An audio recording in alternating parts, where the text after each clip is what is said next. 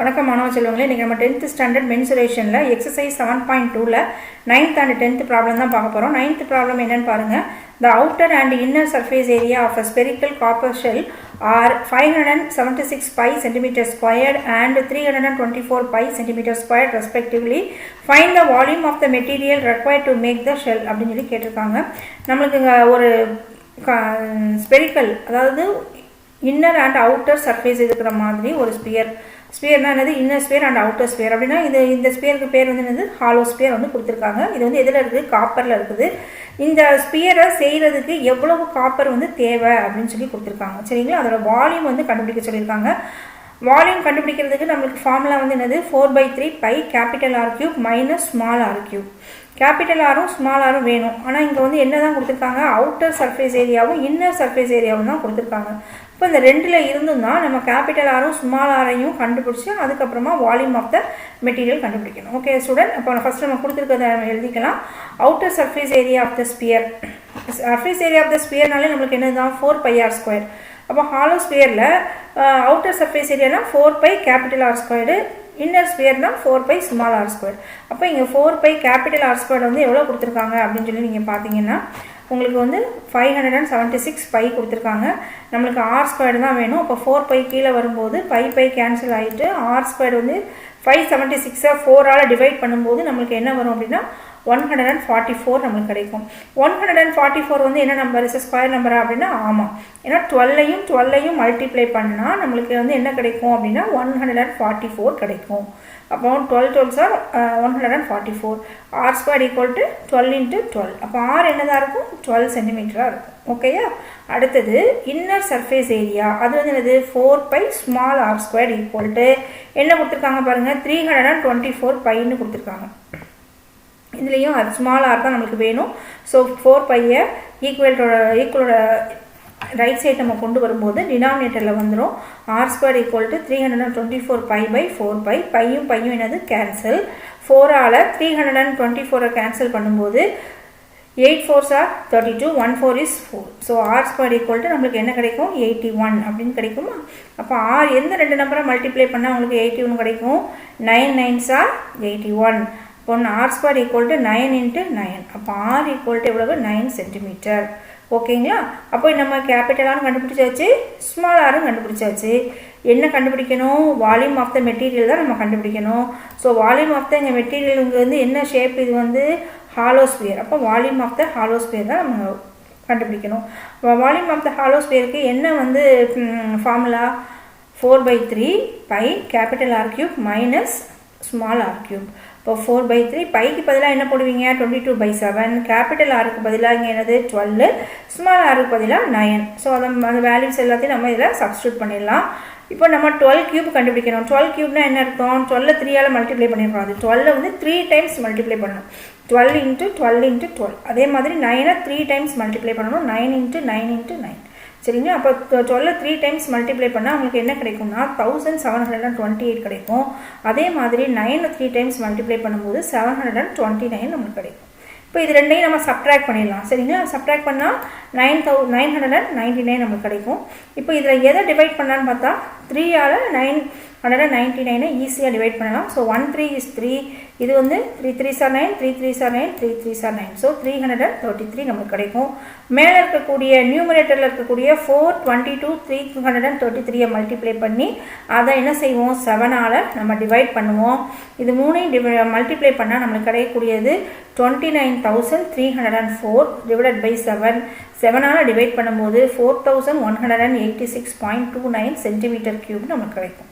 So volume of the material எவ்வளோன்னு பார்த்தீங்கன்னா, required material வந்து 4186.29 centimetre cube.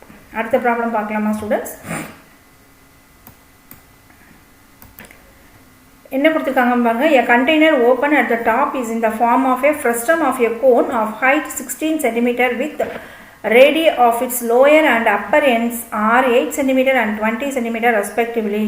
Find the cost of milk which can completely fill a container at the rate of rupees 40 per liter னு கொடுத்துருக்காங்க. அதாவது ஒரு container இருக்குது, பால் பிடிக்கிற பாத்திரம்.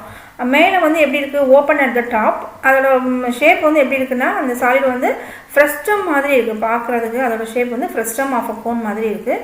அதோட ஹைட்டு கொடுத்துட்டாங்க. அதுக்கப்புறமேல்ட்டு லோயர் ரேடியஸ் வந்து 8 சென்டிமீட்டர்னும் அப்பர் ரேடியஸ் வந்து 20 சென்டிமீட்டர்னும் கொடுத்துட்டாங்க. சரிங்களா? அப்போ இதை பார்த்தா உங்களுக்கு என்ன இது தோணும், என்ன கண்டெய்னர் தோணும், இது ஒரு வாளி மாதிரி தான் இருக்குது இல்லையா? ஃப்ரெஸ்டம் வாளி வந்து ஃப்ரெஸ்டத்துக்கு கரெக்டான எக்ஸாம்பிள். அதில் வந்து பால் பிடிக்கிறாங்க. அப்புறம் என்ன சொல்லியிருக்காங்கன்னு பாருங்களேன். Find the cost of milk which can completely fill a container at the rate of ₹40 per liter. அதாவது அந்த கண்டெய்னர் ஃபுல்லாக இருக்கக்கூடிய மில்கோட ரேட்டு காஸ்ட் வந்து என்ன அப்படின்னு கேட்குறாங்க. 1 லிட்டர் பால் வந்து ₹40 அப்படின்னா அந்த கண்டெய்னர் ஃபுல்லாக இருக்கக்கூடிய பாலோட காஸ்ட் வந்து என்னன்னு கேட்டிருக்காங்க. அப்போ நம்ம இதுக்கு என்ன கண்டுபிடிக்கணும், ஃபஸ்ட்டு அந்த கண்டெய்னரோட வால்யூம் கண்டுபிடிக்கணும். அந்த வால்யூம்னா அந்த வால்யூமில் எத்தனை லிட்டர் பால் வந்து அதுக்குள்ளே பிடிக்கும், எதுக்குள்ளே அந்த கண்டெய்னருக்குள்ளே பிடிக்கும்னு சொல்லி பார்த்து அந்த பால் எத்தனை லிட்டர்னு கண்டுபிடிச்சி அந்த லிட்டரோட என்ன செய்யணும், 40 வந்து மல்டிப்ளை பண்ணணும். இப்போ நார்மலாக நம்மள்ட்ட ஒரு கண்டெய்னர் இருக்குன்னு வச்சுக்கோங்களேன். நம்ம பால் வாங்க போகிறோம். அதில் வந்து 10 லிட்டர் பிடிக்குது அப்படின்னா நீங்கள் எவ்வளோ கொடுப்பீங்க, 1 லிட்டர் ₹40 10 லிட்டருக்கு என்ன செய்வீங்க, 10 × 40 = ₹400 வந்து நீங்கள் கொடுப்பீங்க இல்லையா? இந்த சேம் மெத்தட் தான். ரொம்ப ரொம்ப ஈஸியான ப்ராப்ளம். எல்லாமே டேரெக்டாக அவங்க கொடுத்துட்டாங்க, ஈஸியாக பண்ணிடலாம். ஸோ ஃபஸ்ட்டு நம்ம கொடுத்துருக்கதை எழுதிடலாம். கேபிட்டல் ஆர் வந்து எவ்வளவு, 20, அதை எழுதிடலாம். அடுத்து ஸ்மால் ஆர் வந்து எவ்வளோ கொடுத்துருக்காங்க, 8 சென்டிமீட்டர். ஹைட் வந்து எவ்வளோ கொடுத்துருக்காங்க, ஹச் வந்து 16 சென்டிமீட்டர் கொடுத்துருக்காங்க. ஸோ எல்லா வேல்யூஸுமே டேரெக்டாக கொடுத்துட்டாங்க. அப்போ நம்ம வால்யூம் ஆஃப் த ஃப்ரெஸ்டம் தான் இங்கே கொடுத்துருக்குது.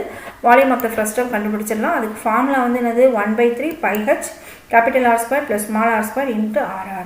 இப்போ பைக்கு பதிலாக நீங்கள் என்ன போடுவீங்க, 22/7. ஹச்சுக்கு பதிலாக 16, கேபிட்டல் ஆருக்கு பதிலாக 20, ஸ்மால் ஆருக்கு பதிலாக 8, RRக்கு பதிலாக 20 × 6 போடுவீங்களா? போட்டாச்சு. இப்போ அதுக்கு அடுத்தது என்ன செய்யணும், 20² வந்து எவ்வளவு, 400, 8² வந்து 64, 28 மல்டிப்ளை பண்ணால் எவ்வளோ வரும், 160 வரும். இப்போ இது எல்லாத்தையும் நம்ம ஆட் பண்ணுவோம். ஆட் பண்ணால் என்ன கிடைக்கும், 624னு கிடைக்கும். ஸோ மேலே நியூமரேட்டரில் இருக்கக்கூடிய 1 × 22 × 16 × 624 டிவைடட் பை கீழே இருக்கக்கூடிய 3ஐயும் 7ஐயும் போட்டுட்டோம். இப்போ இது எதையும் கேன்சல் பண்ணனா 3ஐயும் 624ஐயும் பண்ணலாம். ஏன்னா 2 3s are 6, இந்த 2 போகாது. So 0 8 3s are 24. அப்போ 208 நம்மளுக்கு இதில் கிடைக்கும் இல்லையா? இப்போ இதை மூணையும், இந்த 22 16 208 மூணையும் மல்டிப்ளை பண்ணி அதை வந்து 7ஆல் டிவைட் பண்ணும்போது நம்மளுக்கு எவ்வளோ கிடைக்குன்னா 10,459.42 சென்டிமீட்டர் கியூபில் கிடச்சிருக்குது. இப்போ நம்ம வால்யூம் ஆஃப் த ஃப்ரெஸ்டம் தான் நம்மளுக்கு கிடச்சிருக்கு. இப்போ இதுக்குள்ளே எவ்வளோ பால் வந்து இருக்கும் அப்படிங்கிறத நம்ம பார்க்கணும் இல்லையா? இவ்வளோ வால்யூம் இருக்கக்கூடிய கண்டெய்னரில் எவ்வளோ பால் வந்து பிடிக்கும் அப்படின்னு சொல்லி கண்டுபிடிக்கணும். அதுக்கு என்ன செய்யணும், இந்த சென்டிமீட்டர் கியூபை நாம் என்ன மாற்றணும், லிட்டராக நம்ம மாற்றிடணும். லிட்டராக மாற்றுறதுக்கு என்ன செய்யணும், 1 சென்டிமீட்டர் கியூப் = 1/1000 லிட்டர். இதை 1000ஆல் டிவைட் பண்ணோம்னா இது லிட்டராக கன்வெர்ட் ஆகிடும். ஓகேங்களா? அப்போ இதை 1000ஆல் நம்ம டிவைட் பண்ணும்போது பாருங்கள், இங்கே ஏற்கனவே 2 ஸ்தானம் புள்ளி இருக்குது. நார்மலாக இங்கே எத்தனை 0 இருக்குதோ அத்தனை 0 முன்னாடி தள்ளி நீங்கள் புள்ளி வைப்பீங்க டிவிஷனில் இல்லையா?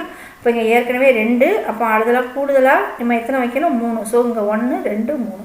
இப்போ எது பக்கத்தில் வைக்கணும், 0க்கும் 4க்கும் நடுவில் நம்ம இங்கே என்ன வைக்கணும், புள்ளி வைக்கணும். ஸோ நம்மளுக்கு என்ன கிடைக்கும் பாருங்கள், 10.459442 லிட்டர்ஸ் அப்படின்னு சொல்லி நமக்கு கிடைக்குது.